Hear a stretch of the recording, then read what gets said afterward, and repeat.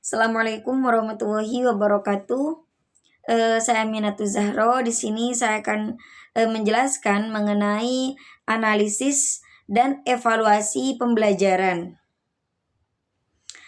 Yang pertama di sini ada pengertian pengukuran, penilaian dan analisis hasil evaluasi.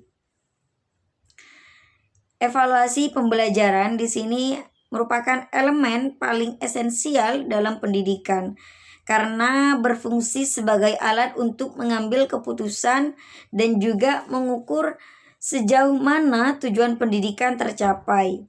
Dalam prakteknya, evaluasi pembelajaran memberikan informasi yang dapat mengidentifikasi kelebihan dan kelemahan dalam pelaksanaan pendidikan. Bahkan keberhasilan suatu sistem pendidikan sangat bergantung pada kualitas evaluasinya. Di sini yang pertama pengukuran atau measurement. Jadi pengukuran merupakan proses memperoleh data dalam bentuk angka untuk menggambarkan kemampuan atau karakteristik peserta didik. Dalam konteks pembelajaran, pengukuran di sini digunakan untuk mengetahui sejauh mana peserta didik mengevaluasi dan juga menguasai materi. Jadi pengukuran bersifat kuantitatif dan dilakukan menggunakan instrumen seperti tes, angket, atau skala sikap. Dan yang kedua, di sini penilaian atau assessment merupakan kegiatan menafsirkan hasil pengukuran untuk menentukan mutu atau tingkat pencapaian belajar peserta didik. Penilaian di sini bisa bersifat kuantitatif berupa angka maupun kualitatif berupa deskripsi naratif. Tujuannya bukan hanya untuk mengetahui skor, tetapi juga memahami kemampuan, minat, dan kesulitan peserta didik. Dan efektivitas proses pembelajaran dan keberhasilan kurikulum yang digunakan melalui evaluasi dapat diketahui apakah kualitas pembelajaran mengalami kemajuan atau kemunduran, serta aspek-aspek apa yang harus diperbaiki. Yang ketiga, di sini evaluasi atau evaluation, yaitu proses yang lebih luas mencakup pengukuran dan penilaian untuk mengambil keputusan terhadap suatu program atau proses pembelajaran. Evaluasi di sini tidak hanya menilai hasil belajar siswa, tetapi juga mencakup penilaian terhadap guru, media, metode, dan juga lingkungan belajar. Lanjut, yang keempat, analisis di sini merupakan suatu rangka kegiatan untuk memahami dan menginterpretasikan informasi yang telah terkumpul. Tujuannya apa? Tujuannya jadi untuk menyederhanakan hal yang kompleks, menyaring informasi sehingga dapat dijadikan dasar untuk pengambilan keputusan yang bersifat sementara. Dan keakuratan dan ketelitian sangat dibutuhkan dalam kegiatan ini agar kualitas hasil yang digunakan untuk pengambilan keputusan tidak berkurang.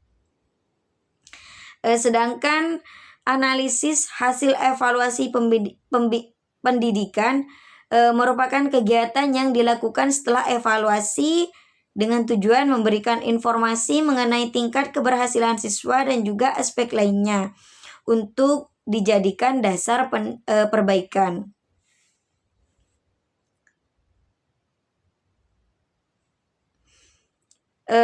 Hubungan antara ketiga hal tersebut bersifat tahap dan juga saling bergantung. Yang pertama dari pengukuran, penilaian, evaluasi, lanjut analisis hasil evaluasi.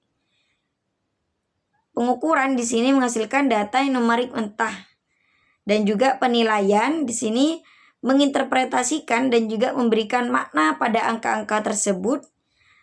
Dan terakhir evaluasi di sini memanfaatkan hasil dari penilaian untuk membuat keputusan pendidikan seperti menentukan kelulusan, efektivitas metode pengajaran atau keberhasilan program pembelajaran.